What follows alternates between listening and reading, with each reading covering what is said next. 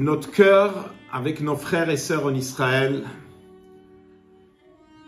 Qu'Hachem envoie une refoua shlema aux blessés, qu'Hachem nous ramène les prisonniers le plus vite possible, qu'Hachem protège nos soldats, qu'Hachem envoie une consolation à toutes les familles brisées. Je voudrais partager avec vous une histoire émouvante qui est arrivée avec un général spécialisé pour la guerre avec les terroristes. Il s'appelle Yair Unzbacher. Simchat Torah matin en Israël, Shabbat matin, 8h du matin, il se lève après les grandes danses vendredi soir avec la Torah. Il se prépare à aller avec son père à la synagogue et il marche et il dit, et ils entendent une sirène et son père lui dit, c'est pas une sirène normale, c'est une sirène qui annonce la guerre. Tout de suite, il est parti se renseigner et il avait un WhatsApp, une photo d'un van des terroristes Hamas qui se promènent. Il a tout de suite compris ce qui se passe. Il a dit à son père, on n'a pas le temps. On doit tout de suite aller et tout de suite il est parti. Bien sûr, il s'est organisé et il est arrivé, je pense, c'était autour de 10h du matin. En tous les cas, avec encore des amis, ils ont fait un travail remarquable. Combien de terroristes qu'ils ont vraiment réussi à exterminer. Combien de familles qu'ils ont sauvées.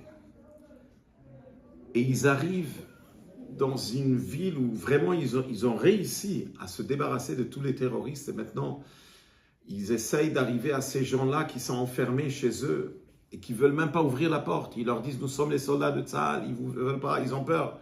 Alors ils disent, Shema Israël. Et là, ils ont compris que c'est les soldats de Tzahal. Et ils sont tombés sur eux. Et ils les ont enlacés. Et ils ont pleuré ensemble. Et Yair, il raconte qu'il avait ce sentiment de sortir de là-bas, à enlacer, à embrasser chaque juif. C'est son message. La force et la puissance de Am Israël. Et là, il dit que cette journée, ce samedi-là, est une journée très longue pour lui, pour tous les Israéliens. À certains moments, plus de force, parti dormir. Et en Israël, ça y est, la fête est finie. Samedi soir, ça y est, c'était Motzai Chag. Alors dimanche matin, il se lève et il n'a aucune envie de prier. Il est frustré, il est énervé,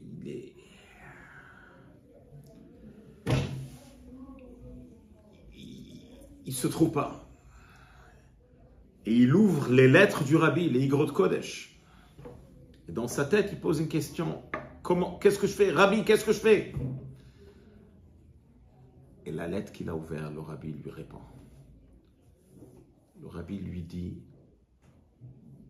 même quand on ne veut pas prier, deviens une autre personne.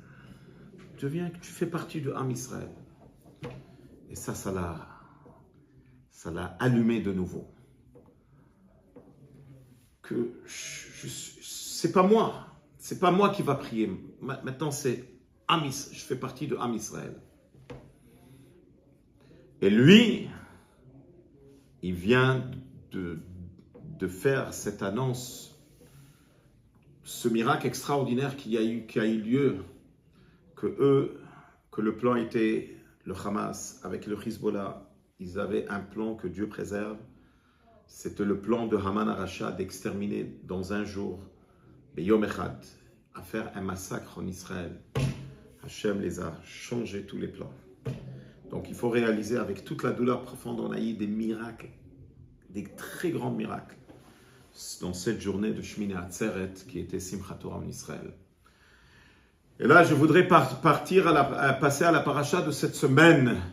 La paracha où on parle et on est en train de vivre avec Avraham Avinu, où Hachem il a promis la terre d'Israël. Donc Le rabbi n'arrêtait pas de dire que quand on parle de la terre d'Israël, c'est important de ne pas mentionner que la terre d'Israël, c'est une affaire de 70 ans, 80 ans. C'est important de mentionner que Israël nous appartient. Ça fait presque 4000 ans depuis qu'Hachem il a promis à Abraham Avinu. Et dans la même paracha, au début, il dit les aracha eten et aretz. Je vais donner après, il dit les aracha natati. J'ai déjà donné, dit Rashi, parce que la parole de Dieu, c'est de l'action. Alors, Kadosh Baruch Hu, il parle qu'il y a deux langages, que la terre d'Israël, ça a été donné. Après, il dit que la terre d'Israël, c'est un héritage. Un héritage, c'est beaucoup plus profond. Quand un bébé est en train d'hériter tous les biens de son père, son père l'a quitté quand il avait à peine 1 jour. Et il a laissé beaucoup de biens, beaucoup de terrains, beaucoup d'usines. Tout ce que le papa il avait, automatiquement le bébé il a hérité. C'est un langage de nos sages que c'est marqué Tino ben yom yorosh takol. Mais il faut comprendre que c'est pas une deuxième personne. Quand l'enfant il est en train d'hériter, c'est lui il est à la place de son père. Il devient le père. La Yerusha, l'héritage, c'est quelque chose de très très profond. Et donc, avec cette paracha, on reçoit des forces pour notre terre d'Israël, pour les habitants de la terre d'Israël, qu'Hachem les bénisse et protège, et qu'on voit tout de suite la réalisation, ce qui est marqué dans la paracha de cette semaine, parce que Dieu, il a promis à Abraham Avinu, pas rien que la terre de 7 nations, mais la terre de 10 nations. Il y a 3 nations qui sont jamais encore arrivées dans nos mains. Il dit que les vraies frontières, c'est le fleuve de Frat. Alors, Bezrat Hashem, que ça se réalise et qu'on mérite d'aller Lech Lecha, qu'on s'en va tous à la Terre Sainte avec Mashiach Tzidkenu. Shabbat Shalom.